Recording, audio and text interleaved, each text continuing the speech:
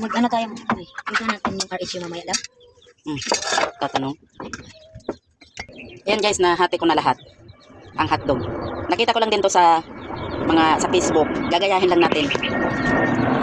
Meron tayong 2 itlog, babatihin natin. Ay. Tapos kukuha tayo ng breadcrumb.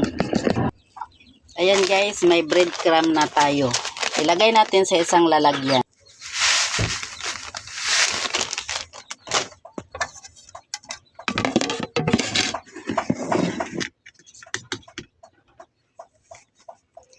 Yung hotdog, ilalagay natin sa itlog.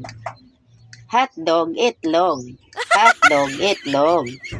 Pagkatapos, ilagay natin dito sa breadcrumb. Yan. Nakita ko lang to guys. Gaya-gaya po tumaya. Yan. Itatabi muna natin dito para